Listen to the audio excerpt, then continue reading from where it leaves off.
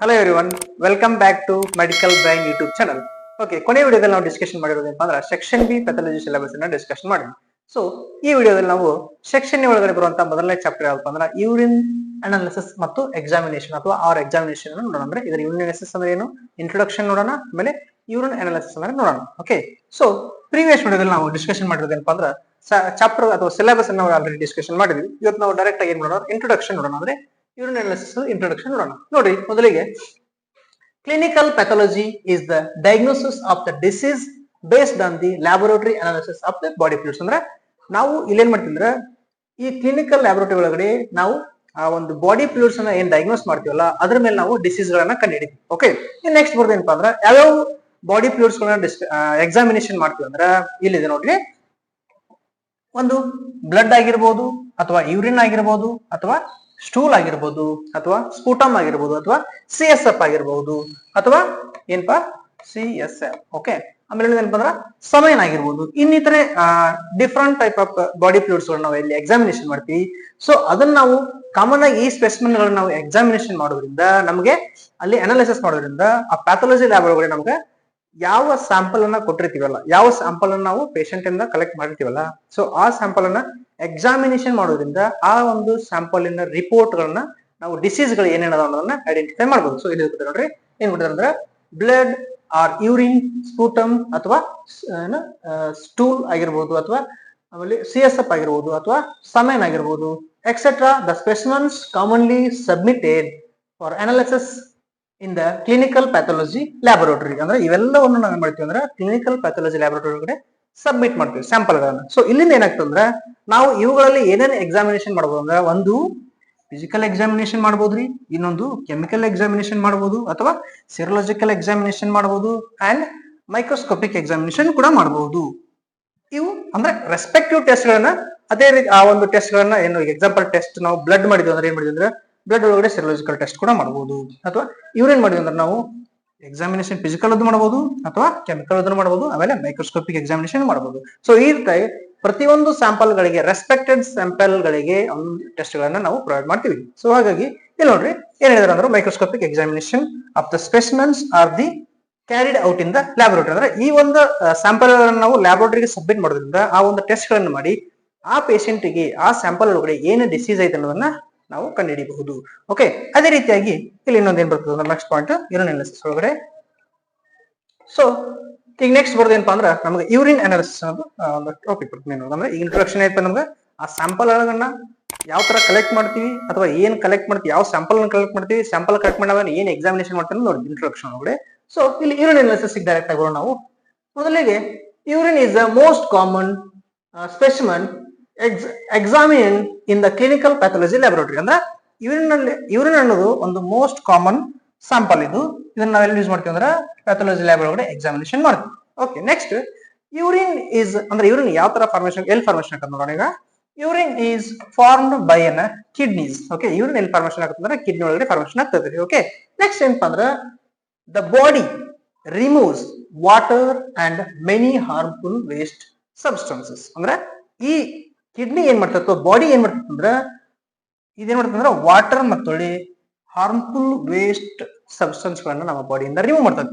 Okay, ಏನ್ ಮಾಡ್ತದೆ ಇದು ಹೊರಗಡೆ ಹಾಕ್ತದೆ. Okay, from the body through the urine. ಅಂದ್ರೆ ಎದರ ಮುಖಾಂತರ ರೀ, ಯೂರಿನ್ ಮುಖಾಂತರ ಏನ್ ಮಾಡ್ತದೆ ಅಂದ್ರೆ ಹೊರಗಡೆ ಹಾಕ್ತತಿ ಏನನ್ನ, ವೇಸ್ಟ್ ಪ್ರಾಡಕ್ಟ್ ಗಳನ್ನ. ಯಾವುದು ನಮ್ಮ ಬಾಡಿ, ಹೌದಾ?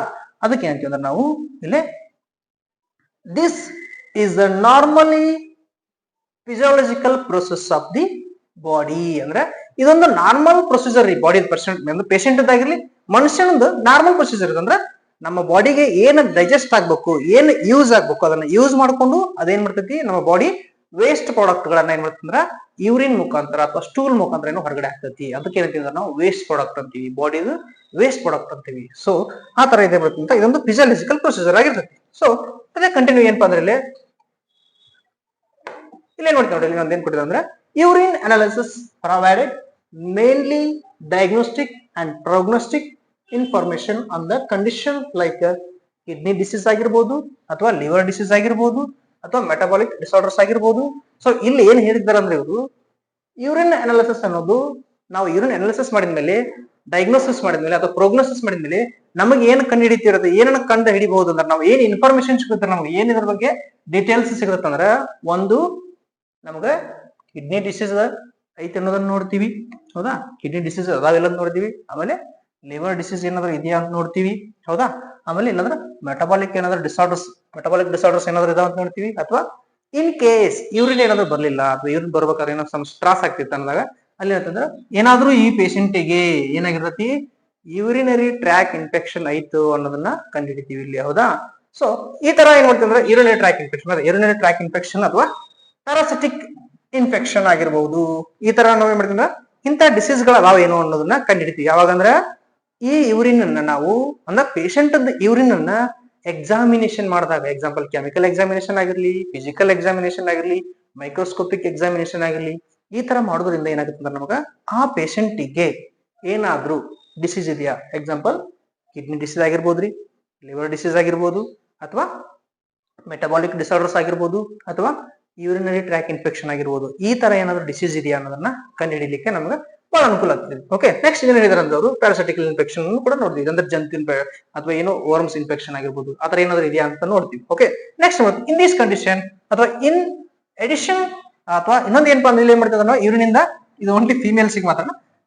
ಫೀಮೇಲ್ಸ್ ಒಳಗಡೆ ಯೂರಿನರಿ ಪ್ರೆಗ್ನೆನ್ಸಿ ಟೆಸ್ಟ್ ಅಂದ್ರೆ ಯೂರಿನ್ ಪ್ರೆಗ್ನೆನ್ಸಿ ಟೆಸ್ಟ್ ಕೂಡ ನಾವು ಮಾಡಬಹುದು ಯೂರಿನ್ ಇಂದ. ಓಕೆ, ಇದು ಫೀಮೇಲ್ಸ್ ಮಾತ್ರ ಇರುತ್ತೆ. ಸೊ ನೆಕ್ಸ್ಟ್ ಅಂದ್ರೆ ಇದರ ಫೀಮೇಲ್ ಪೇಷಂಟ್ ಗಳಿಗೆ ಮಾಡಬಹುದು. ಇನ್ನೊಂದೇನಪ್ಪ ಅಂದ್ರೆ ಎಂಡೋಕ್ರಿನಿಕ್ ಡಿಸಾರ್ಡರ್ಸ್ ಆಗಿರ್ಬಹುದು, ಇದನ್ನು ಕೂಡ ನಾವು ಕಂಡುಹಿಡಬಹುದು. ಮತ್ತೆ ಇಲ್ಲಂದ್ರ ಅಂಡ್ ಏನಪ್ಪಾ ಅಂದ್ರೆ ಡ್ರಗ್ಸ್ ಓವರ್ಡೋಸ್ ಡ್ರಗ್ಸ್ ಏನಂದ್ರೆ ನಾವೀಗ ಪೇಷಂಟ್ ನಾವು ಅಡ್ಮಿಟ್ ಮಾಡ್ಕೊಂಡಿರ್ತೀವಿ. ಹೌದಾ, ಅಲ್ಲಿ ನಾವು ಏನು ಆಂಟಿಬಯೋಟಿಕ್ ಸಲೈನ್ ಹಚ್ತೀವಲ್ರಿ ಕನ್ನಡ, ಏನ್ ಸಲೈನ್ ಹಚ್ಬೇಕಾದ್ರೆ ಆ ಸಲೈನ್ ಹಚ್ಚಿದಾಗ ಓವರ್ ಡೋಸ್ ಏನಾದ್ರು ಅಥವಾ ಟ್ರೀಟ್ಮೆಂಟ್ ಏನಾದ್ರು ಜಾಸ್ತಿ ಓವರ್ ಆಗಿತ್ತು ಅಂದ್ರೆ ಅವಾಗೂ ಕೂಡ ಅದನ್ನು ಕೂಡ ನಾವಿಲ್ಲಿ ಕಂಡುಹಿಡಿಬರುತ್ತದೆ. ಓಕೆ, ಹೌದಾ. ಆಲ್ಸೋ ಇನ್ವೆಸ್ಟಿಗೇಟೆಡ್ ವಿತ್ ಏನು ಯೂರಿನ್ ಸ್ಪೆಸಿಮೆನ್. ಇದನ್ನೆಲ್ಲಾ ಟೆಸ್ಟ್ ಗಳನ್ನ ಎಲ್ಲಿಂದ ಮಾಡ್ತಿದ್ರೆ ನಾವು ಯೂರಿನ್ ಇಂದ ಮಾಡ್ತೀವಿ. ನಾವು ಹೇಳ್ತೀವಿ ಯೂರಿನ್ ಅನಾಲಿಸಿಸ್ ಮಾಡ್ತಾ ಇದೀವಿ ಅಂದ್ರೆ ಈಗ ಯೂರಿನ್ ಇಂದ ಮಾಡ್ಬೋದು.